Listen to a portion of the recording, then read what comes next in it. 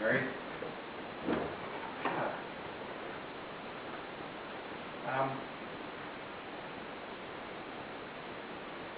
There's an awful lot to remember, and there's not a whole lot that I think we need to say. Great thoughts, terrific memories. I invite Sue to come up and share some of those with us if you ready for this? Okay, she's got the notes.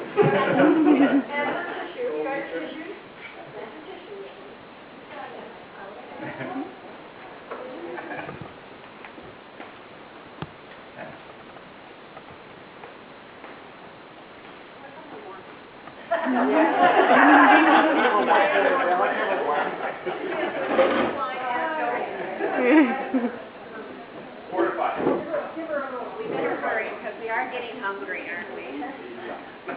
Okay. We'll take you back.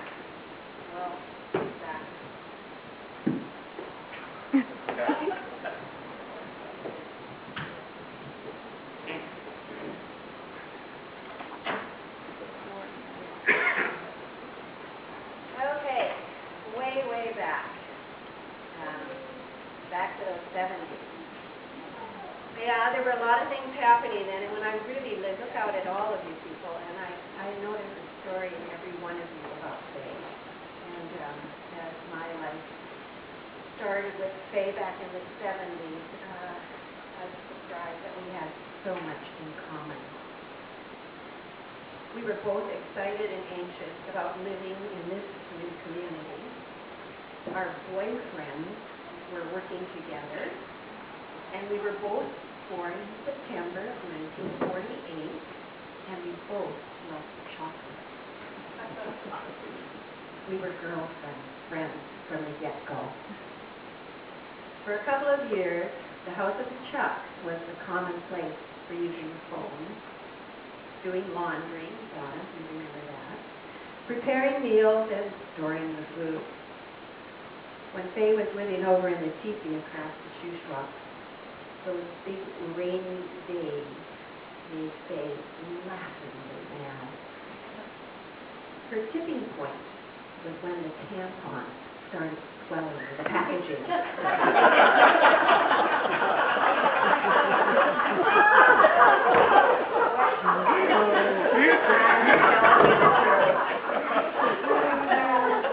Seriously. That's when she would latch up the teepee, cross that river, hike up the trail, drive the road, and arrive at the Chuck and head straight for the hot bathtub. We spent many days together there, sewing, enjoying music, baking those chocolate chip cookies, and the extra stuff went into the brownies. Who was asking? They don't go into cookies. They don't have brownies. Oh, yeah, I forgot. And playing with clay, of course. A typical Virgo, Fay likes to accomplish things. Within the next few years, she had her own pottery studio on their place up at Rohan Peters Road, along with the two children, Robbie, a horse.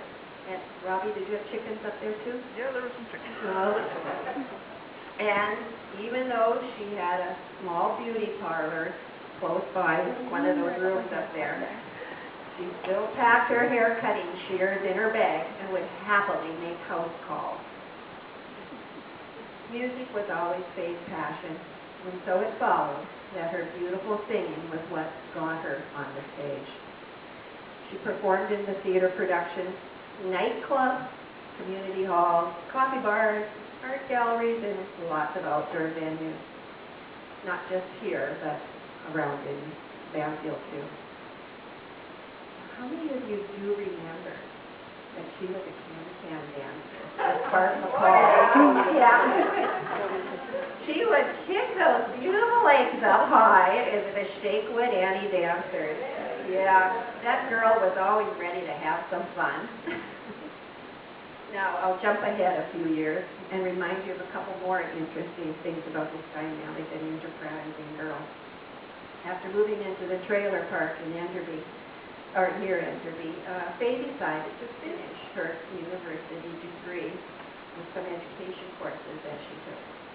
She was able to get credit by doing some volunteer work in my classroom with students in Armstrong, and eventually got certified to be a teaching assistant. And she opened a pottery lesson studio and gallery in downtown Enderby.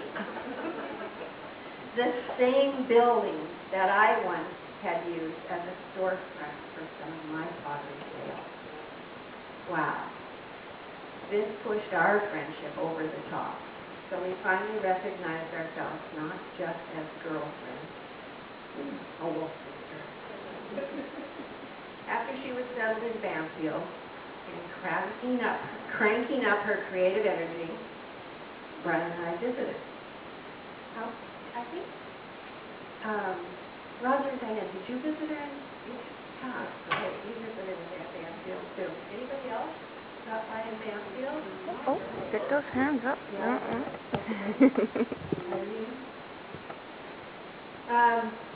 What a beautiful spot she had.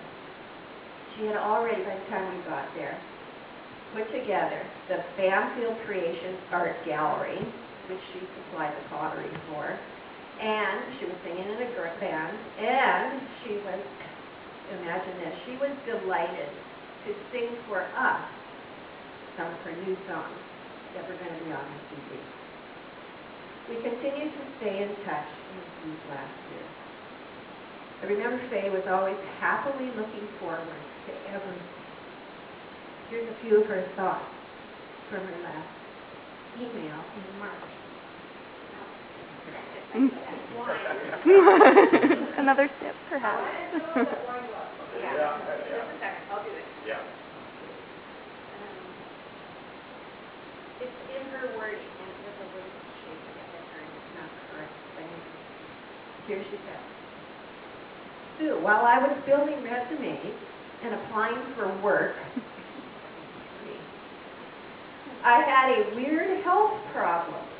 And one day, returning home from a walk, when I met a neighbor and was going to visit her, when I found I was unable to put sentences together. Well, clearly that doesn't make sense. I know what I wanted to say, but it couldn't make sense. Turns out, I have some kind of blockage in my brain, and it still happens, but not as bad. I'm on some medication, and some days I just can't add or spell. Save my life. Some kind of stroke, cognitive fuzzing.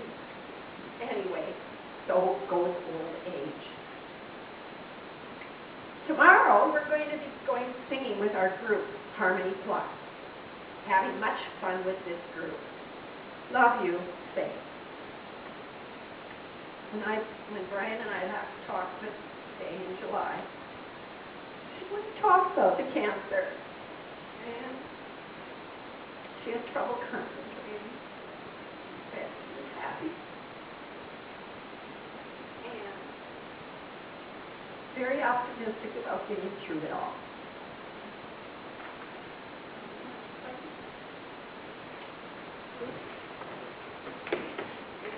Good.